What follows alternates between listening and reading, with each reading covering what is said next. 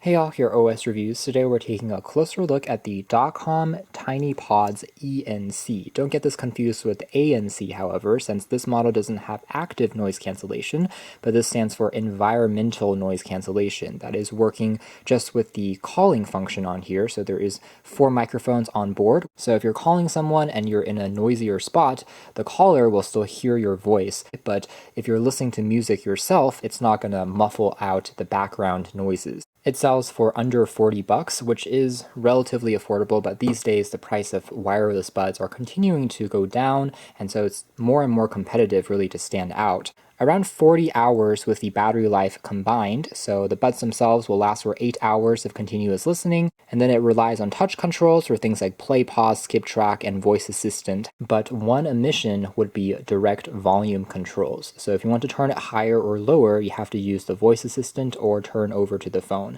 which is a little unfortunate. Now, the company Dotcom has actually been around for a pretty long time, since 1999, but they've primarily been in markets like China, so they're not quite as well known here in the US. So here's the packaging. It's done pretty well. It's better than some other generic TWS buds we've seen in the past for this price, and otherwise we have some specs. These have IPX5 rating, so they can be splash proof and sweat proof.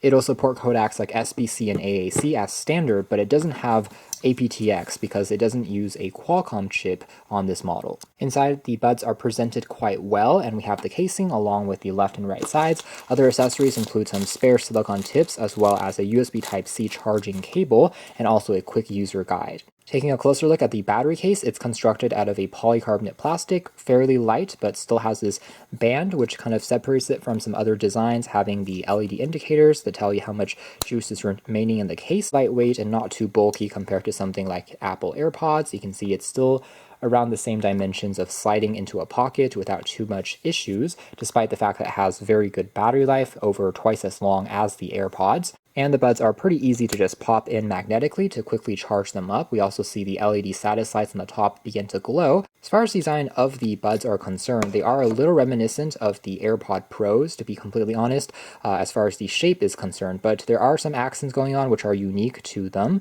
giving it a slightly more industrial, utilitarian look, which I do appreciate. Looks quite clean, I think, and you can tap on the side here basically to control it. Touch controls felt pretty responsive in my testing for things like play, pause, and skip tracks, or recognize without too many issues, but they are comfortable and snug. I was able to walk around, lightly jog, and they still were in place without really falling loose. The bottom here just features the contacts for the charging on the sides, again a little reminiscent of the AirPods. Moving into audio quality and performance, I have to say that the TinyPods don't disappoint. They do offer pretty clean sound without any hints of hissing or anything like that in the background, and there is a nice touch of bass on here thanks to the 10mm drivers. So if you're listening to a drum beat or EDM type music, it does come to life and sounds quite thumpy for a pair of small buds.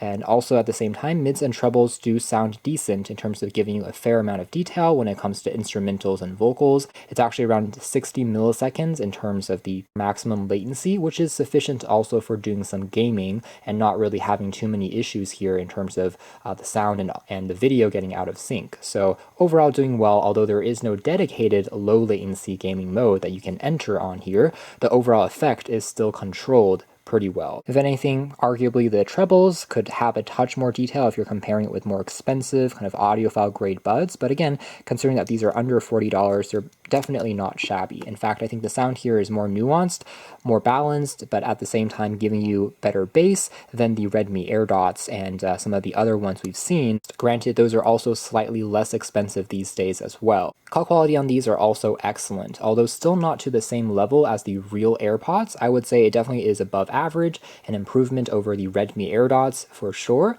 and you're able to have better calls and also conference calls just by wearing these. So that's more or less it as far as our hands-on review of the Dotcom TinyPods ENC. Again, don't get this confused with ANC. Overall, they're comfortable and pretty snug fitting, and also giving you good battery life at a compact size, although It doesn't have the richest set of features, like there is no Qi wireless charging, there's no aptX, and a few other omissions here, but overall, if you care about sound primarily and having, again, very good battery life and also great call quality, that's really what these are about. So you can check out more details if interested in the links down below. Again, increasingly competitive and hard to really stand out for TWS buds, but again, these are not bad. Thanks for watching here at OS Reviews.